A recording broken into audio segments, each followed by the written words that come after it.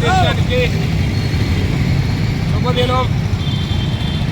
భారతదేశానికి పూర్తి స్వతంత్రం వచ్చిన రోజు. మనకి ఈరోజు భారత రాజ్యాంగాన్ని, మన భారత రాజ్యాంగ రూపశిల్పి, ప్రపంచ మేధావి, భారత రత్న డాక్టర్ బాబాసాహెబ్ అంబేద్కర్ గారు ఆనాడు భారత రాజ్యాంగాన్ని రచించి భారతదేశానికి అన్ని వర్గాలు, అన్ని కులాలకు సమానంగా రాజ్యాంగంలోని హక్కులని ఆ రోజు ప్రవేశపెట్టిన ఘనత ఆయనకే దక్కింది.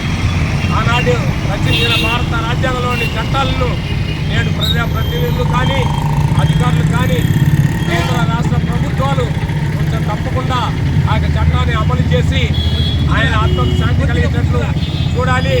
అలాగా భారతదేశంలోని అన్ని కులాల వర్గాల వారికి సమన్వయం జరిగేటట్లు చూడాల్సిన బాధ్యత దేశ ప్రధాని మరియు రాష్ట్రపతి, పార్లమెంట్ సభ్యులు, ఎమ్మెల్యేలు మరియు కేంద్ర రాష్ట్ర ప్రభుత్వాల పైన ఉందని తెలియపరుస్తూ ఆయన్ని ఈరోజు మేము దళిత ప్రజా సంఘాల తరఫున అందరూ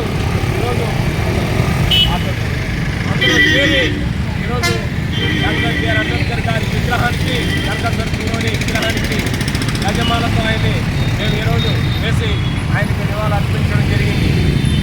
ప్రభుత్వం ఎస్సీ/ఎస్టీ బ్యాక్లాగ్ పోస్టులన్నీ వెంటనే భర్తీ చేయాలని, అలాగే జనాభా ప్రాతిపదికన ఎస్సీ/ఎస్టీ వర్గాల వారికి రిజర్వేషన్ శాతాన్ని పెంచాలని మేము ఈరోజు ప్రభుత్వాన్ని, కేంద్ర రాష్ట్ర ప్రభుత్వం కోరుతున్నాం.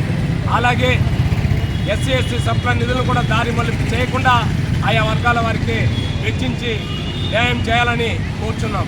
నేడు కూడా అనేక చోట పేద, బడుగు, బలహీన వర్గాల వారికి అనేక రాయితీలు లేకుండా ఉద్యోగ అవకాశాలు కానీ, ఉపాధి కానీ, మరియు అలాగే ఇళ్ల స్థలాలు కానీ, వ్యవసాయ భూములు కానీ అలాంటివి లేకుండా పరిస్థితి కూడా కొంతవరకు ఉందని తెలియపరుస్తూ, నేడు కూడా అనేక చోట్ల చిన్న మహిళా పిల్లల పైన అఘాయాత్రాలు చేస్తున్నారు.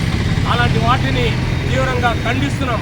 అలాంటివి లేకుండా చూడాల్సిన బాధ్యత మనందరిపైన ఉందని తెలియపరుస్తూ, నేడు మన భారత రాజ్యాంగ నిర్మాత డాక్టర్ బిఆర్ అంబేద్కర్ గారిని మేము గుర్తించుకుంటూ ఈరోజు ఇక్కడ ఈ యొక్క కార్యక్రమాన్ని దళిత ప్రజావేదిక, ఆల్ ఇండియా ఎస్సీ/ఎస్టీ ఐక్యవేదిక మరియు ఎంఆర్పిఎస్ నాయకుల ద్వారా, మరియు మానవ నాయకుల ద్వారా, వివిధ సంఘ నాయకుల ద్వారా మేము ఈ యొక్క 76వ గణతంత్ర